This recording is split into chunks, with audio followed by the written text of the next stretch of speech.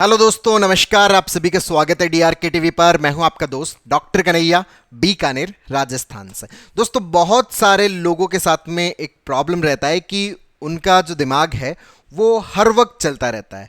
अब ये जो दिमाग है जो हर वक्त चलता रहता है, उसके कारण हम एक चीज़ के ऊपर कॉन्सेंट्रेट नहीं कर पाते, फोकस नहीं कर पाते, अपने आसपास की सराउंडिंग के साथ में कनेक्टेड फील नहीं कर पाते। तो ये जो हर वक्त दिमाग का जो चलना है, इसको हम कैसे नॉर्मलाइज करें, इसी के ऊपर ये पूरा का पूरा साइंटिफिक सेशन मैं आप लोगों को समर्पित कर रहा हूं। इसको बहुत अच्छे समझना, बहुत अच्छे से अंडरस्टैंड करना।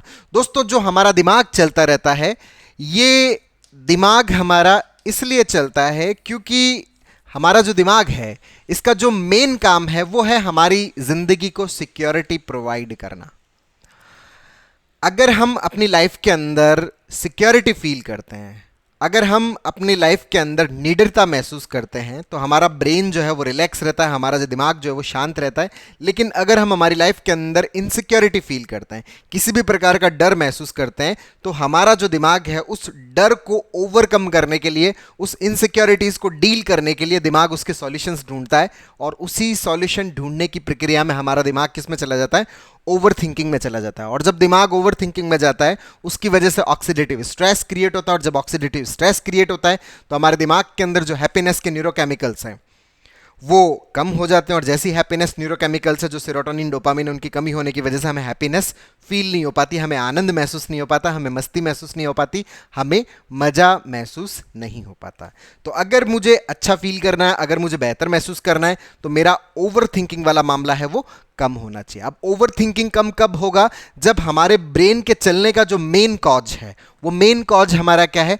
वो है हमारा फियर वाला पार्ट, जो हमारा डर वाला पार्ट है। ये जो डर वाला पार्ट है, जब तक ये डर हमारा खत्म नहीं होगा, जब तक हमारा डर नहीं हटेगा, तब तक हम चीजों के अंदर नॉर्मल महसूस नहीं कर पाएंगे। अब यहां पर जो डर है, इसको कैसे हटाया जाए? अब डर यहां पर दो तरह के हैं।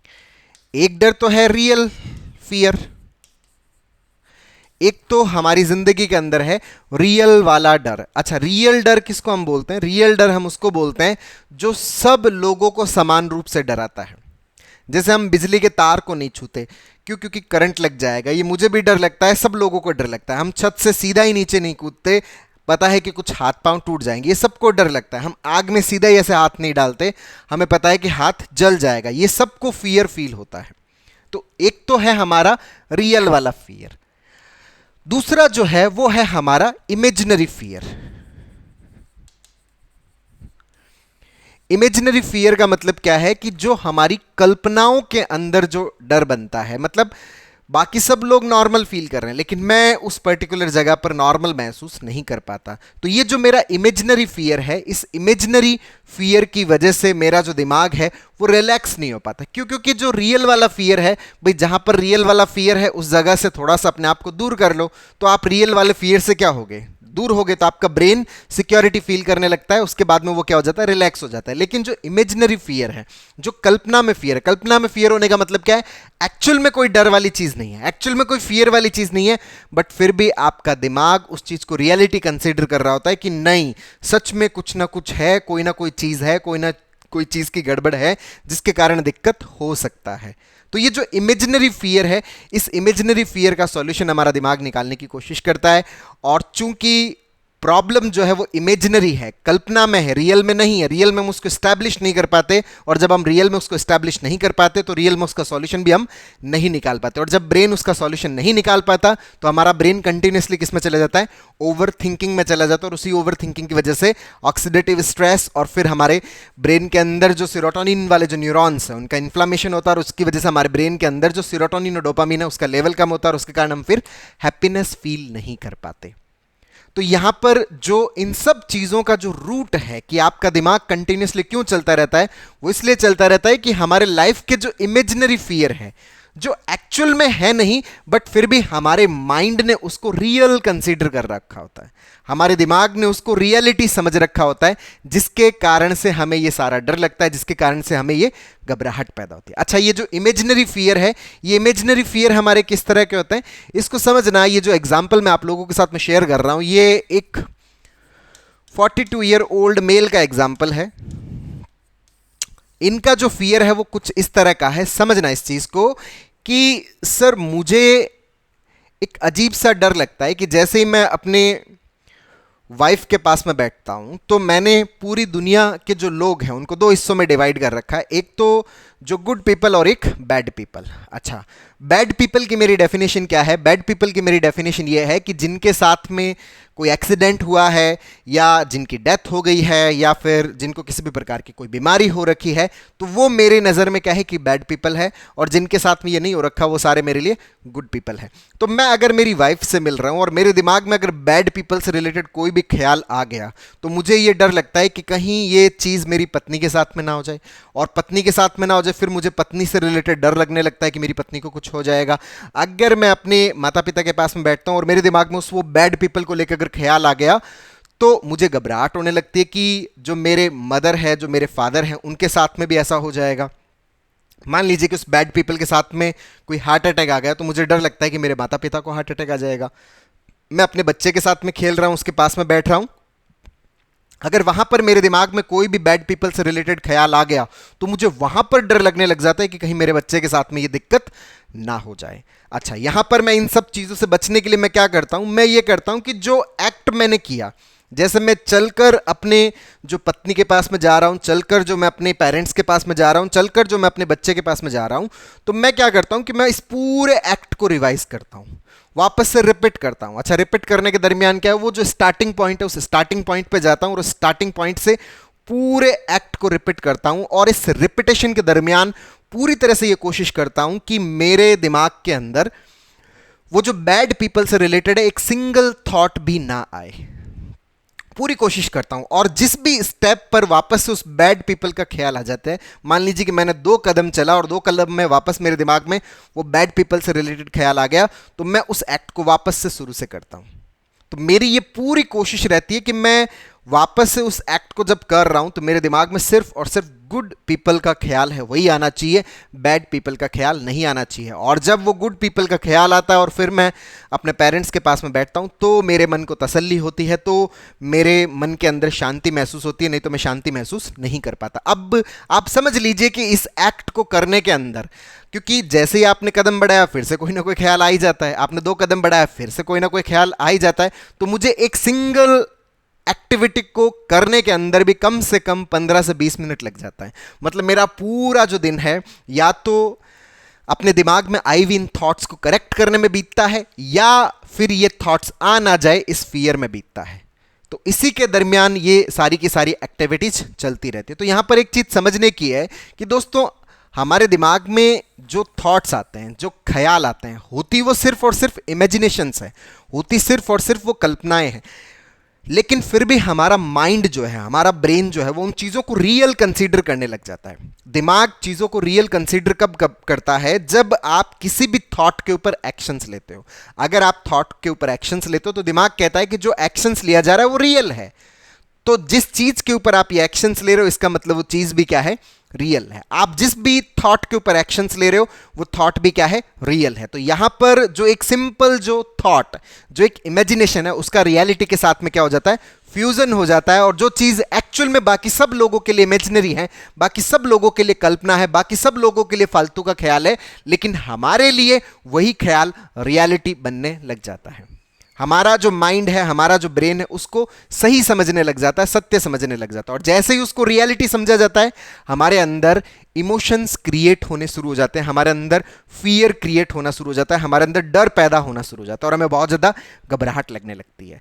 तो यहाँ पर एक्शन किस तरह का? एक्शन ये कि जैसे मान लीजिए कि आप अपनी पत्नी के पास में बैठ रहे हो, आप अपने माता पिता के पास में बैठ रहे हो, आप अपने बच्चे के साथ में बैठ रहे हो, और आपके दिमाग में ख्याल आया और आपको ये लगा कि ये ख्याल आया तो इससे ये हो जाएगा, इसलिए आपने वापस इसको रिपीट कर लिया। यही आपका जो एस्केपिज्म, यही जो आपका कंपल्सन, यही जो आपका रिपीटेशन है, ये बेसिकली आपका एक्शन है, जो इस इमेजिनरी थॉट की कुछ हो जाएगा, और वो हो जाएगा जो किसी और के साथ में, उस बैड पीपल के साथ में, वो आपके पेरेंट्स के साथ में, आपके घर वालों के साथ में हो जाएगा। इस चीज को आपके लिए क्या बना देता है?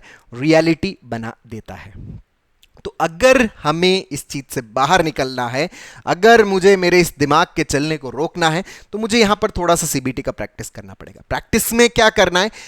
सबसे इंपॉर्टेंट जो चीज है, सबसे पहली जो चीज ये करनी है कि हम अपने पेरेंट्स के साथ में बैठते हैं, हम अपने बच्चे के साथ में बैठते हैं, हम अपनी पत्नी के साथ में बैठते हैं, हमें किसी भी सूरत में इस एक्ट को रिवाइज नहीं करना है, इस एक्ट को रिपीट नहीं करना है। आपने एक बार कर दिया, बस कर दिया, इसके बाद में आपको इस एक्टिविटी को वापस से रिपीट नहीं करना। अच्छा, ऐसा करने से होगा क्या?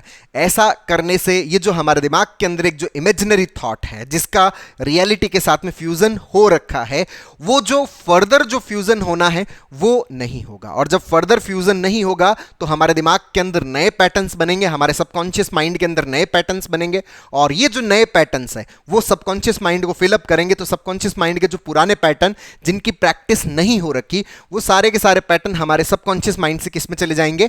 हमारे ब्रेन का जो डिलीट बटन है, जो हमारा अनकॉन्शियस माइंड है, उसके अंदर चले जाएंगे। तो हमें किसी भी सूरत के अंदर हमारे इन थॉट्स के ऊपर एक्शंस नहीं लेना, रिपीट नहीं करना है, कंपल्शन नहीं करना है, चाहे दिमाग कितना भी कहे, रिपीट हमें नहीं करना है। तो पहला स्टेप यहां पर यह है कि किसी भी सूरत में हमें रिपीट नहीं करना। दूसरा स्टेप यहां पे क्या है?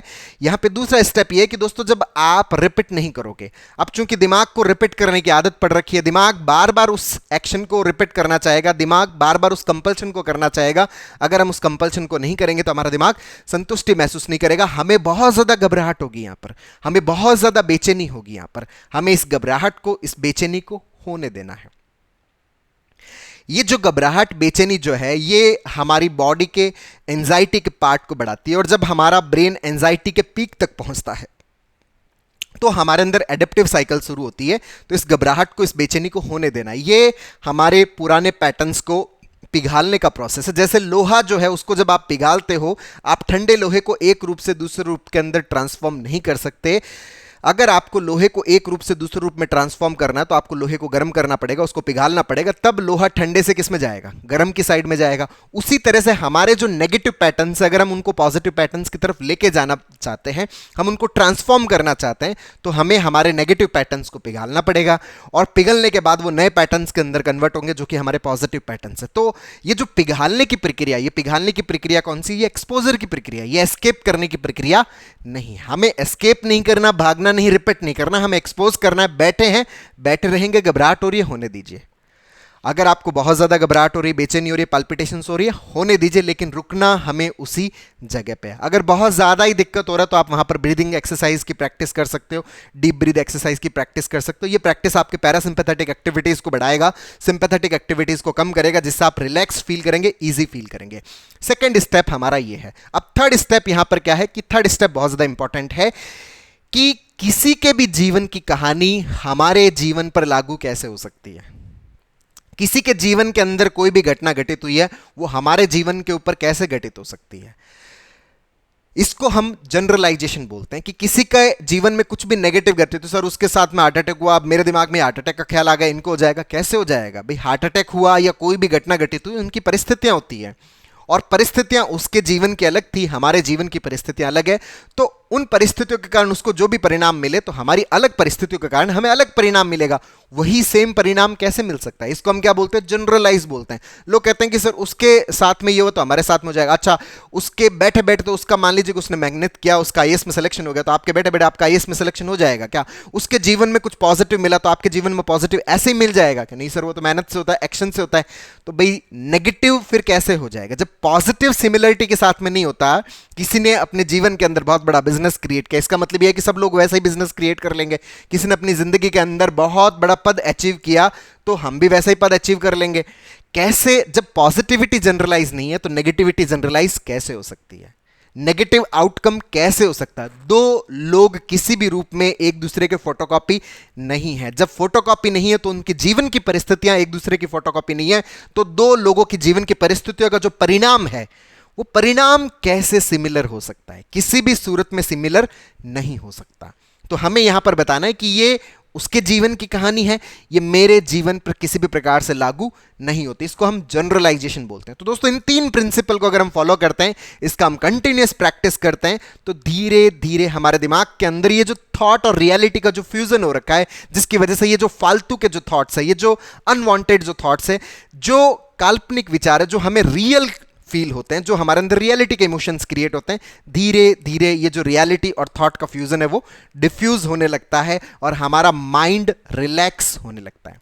और हमें जब किसी थॉट की रियलिटी पता चलती है कि यार ये तो सिर्फ इमेजिनेशन है, ये तो सिर्फ कल्पना है, जब हमारा मन इस बात को स्वीकार करना शुरू कर देता है तो हमारा मन ये जो अनवांटेडली जो चल रहा है, ये चलना भी फिर हमारा दिमाग का क्या हो जाता है, कम हो जाता है। हमारा दिमाग धीरे धीरे शांत होने लग जाता है, रिलैक्स होने लग जाता है। तो दोस्तों उम्मीद करता हूं आपको ये वीडियो पसंद आया होगा। नीचे कमेंट बॉक्स में लिखकर जरूर बताइएगा। और अब तक यदि आपने मेरे यूट्यूब चैनल DRK TV को सब्सक्राइब नहीं किया तो प्लीज उसे सब्सक्राइब करें ताकि मेरे नए वीडियो का नोटिफिकेशन आप तक सबसे पहले पहुंचे। दोस्तों हम लोगों ने जो एंजाइटी है, पैनिक है, ओवर थिंकिंग है, नेगेटिव थिंकिंग है, OCD है, इन सबको हम कैसे परमानेंटली सही करने की दिशा में आगे बढ़ सकते हैं, इसके ऊपर हम लोगों ने एक स्टेप बाय स्टेप लर्निंग का एक CBT का पूरा वर्कशॉप लॉन्च किया है, जिसका लिंक नीचे डिस्क्रिप्शन में, जिसको आप अपने भीतर इंस्टॉल करके अपनी साइकोलॉजिकल प्रॉब्लम्स को पूरी तरह से खत्म करने में बहुत अच्छे से मदद ले सकते हो। बहुत बहुत धन्यवाद दोस्तों। जय हिंद, जय भारत।